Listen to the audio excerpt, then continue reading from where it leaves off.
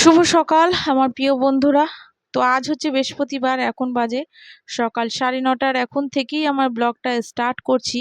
তো বেশ তোমার কয়েকদিন ব্লগ দিতে পারিনি, বেশ কয়েকদিন বলতে প্রায় 10 দিন বাদে কিন্তু আবার তোমাদের সামনে এলাম নতুন আরেকটি ব্লগ নিয়ে।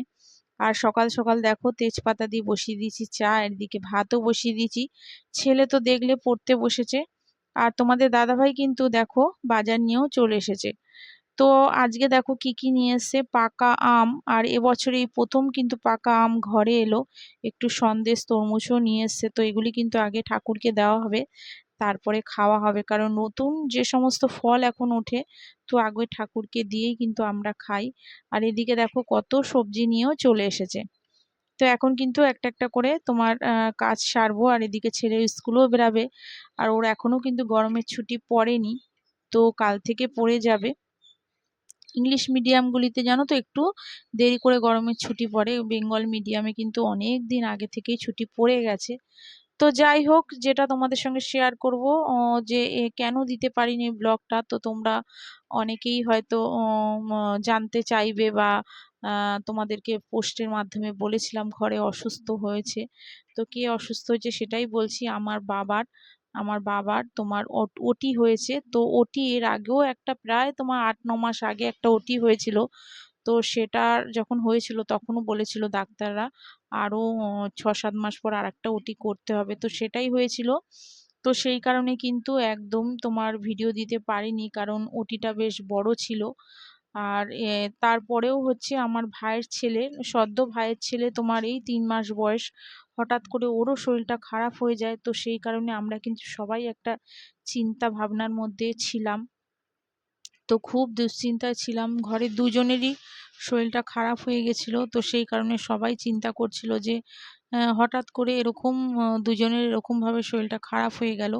তো যাই হোক, বাবার নয় ওটি হয়েছে, কিন্তু ভাইয়ের ছেলের হঠাৎ করে শরীরটা খারাপ হওয়াতে সবারই মনটা খারাপ হয়ে গেছিলো। তো সেই কারণে একদমই ভিডিও দিতে পারছিলাম না। তো দেখবে মানুষের মনটাই হচ্ছে আসল। মন যদি কোনো কারণে মনের মধ্যে দুশ্চিন্তা বা ভাবনা যা কিছু থাক না কেন, মনটা আমাদের আগে ভালো রাখতে হবে। তো মন ভালো না থাকলে কিন্তু কোনো জিনিসই ভালো লাগে না। তো মন একদমই ভালো ছিল না যে তোমাদের সঙ্গে যে ভিডিও করব বা ভিডিও ছাড়বো। তোমাদের অনেকের ভিডিও কিন্তু আমি দেখিনি। তো তোমরা হয়তো অনেকেই রাগ করেছো। তো আমি কিন্তু পোস্টের মাধ্যমে বলেই দিয়েছিলাম যে এখন আমি একটু ব্যস্ত আছি। তো যাই হোক, তো এখন থেকে কিন্তু প্রতিনিয়ত তোমাদের ভিডিও আবার দেখবো। আর তোমরা কিন্তু আমার পাশে যেভাবে ছিলে সেভাবে থেকো। আর অনেকেই দেখছো তোমাদের সাবস্ক্রাইব বন্ধুরা তুলে নিয়েছো। তো আর কি বলবো তোমাদের, আমি কিন্তু কারো সাবস্ক্রাইবই তুলিনি। তো তোমরা তুলেছো, আর কিছু বলার নেই। তোমরা আছো এরকম, এইসবই করো হয়তো।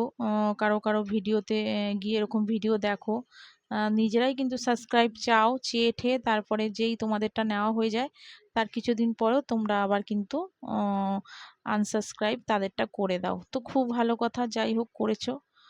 তো এখন দেখো বন্ধুরা, আমি কিন্তু ঘরের কাজগুলি করছি। তো দেখতেই পাচ্ছ বেডটা কিন্তু ক্লিন করে নিলাম। আর বাজারগুলি তো সব তোমার দেখলে রেখে এসছি। তো ছেলে কিন্তু এখন কিন্তু স্কুলে বেরিয়ে গেছে। তো এখন কিন্তু মোটামুটি ওই 12টার মতন বেজে গেছে, ছেলে স্কুলে বেরিয়েছে 12টা।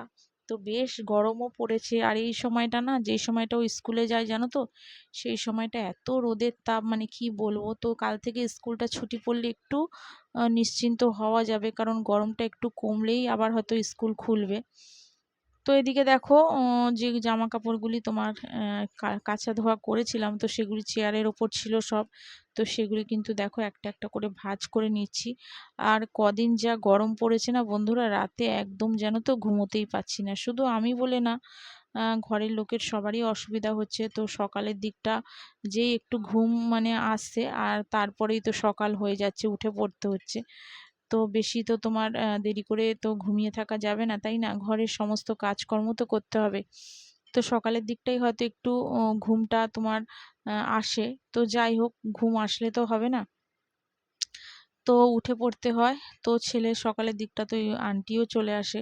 তো সেই কারণে কিন্তু একটু তাড়াতাড়ি উঠে পড়তে হয়। আর রাতের দিকটা এত গরম মানে লাগে, একটু ঘুম হয় না।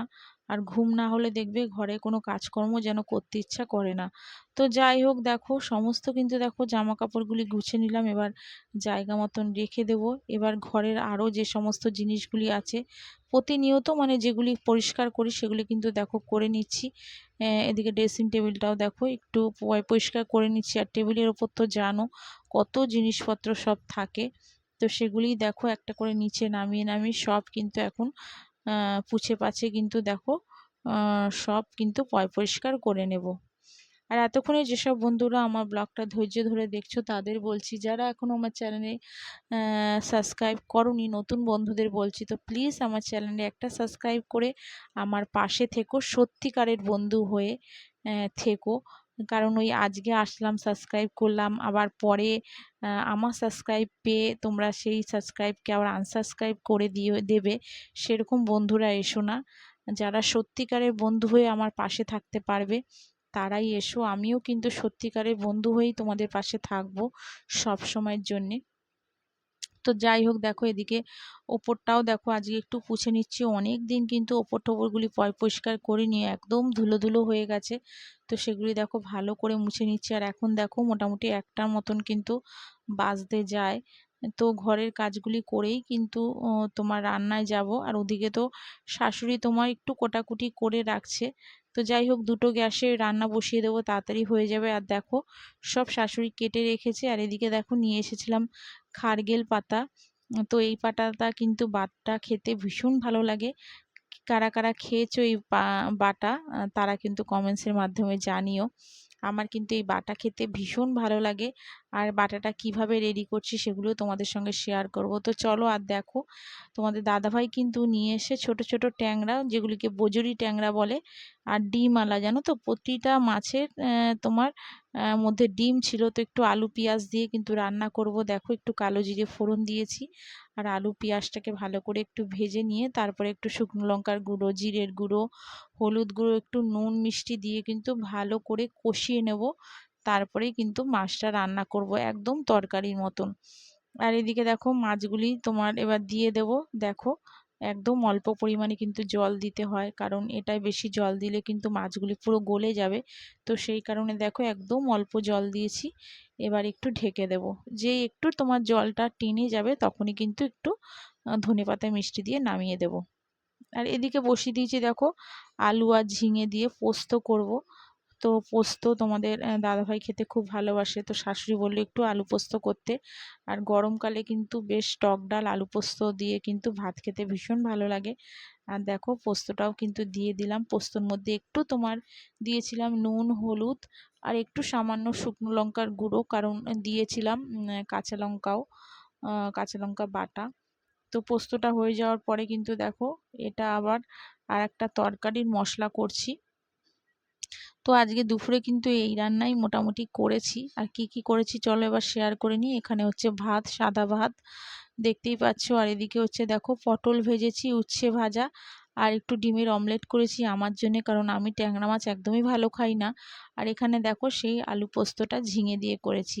আর এখানে হচ্ছে এই ট্যাংরা মাছের দেখো চচ্চড়িটা করেছি। আর এখানে শাশুড়ি সকালবেলা একটু আলু ভেজেছিল, আর একটু তোমার করেছিল টক ডাল। তো চলো বন্ধুরা, আজকের মতন কিন্তু ব্লগটা এখানেই শেষ করছি। তোমরা সবাই ভালো থেকো, সুস্থ থেকো। আবার দেখা হচ্ছে আগামীকাল আরেকটি নতুন ব্লগের সাথে। আর এখানে দেখো এটা হচ্ছে সেই খারগেল পাতাটা। তো এটা তো কিভাবে করতে হয় তো সেটা তোমাদের সঙ্গে শেয়ার করতে পারলাম না।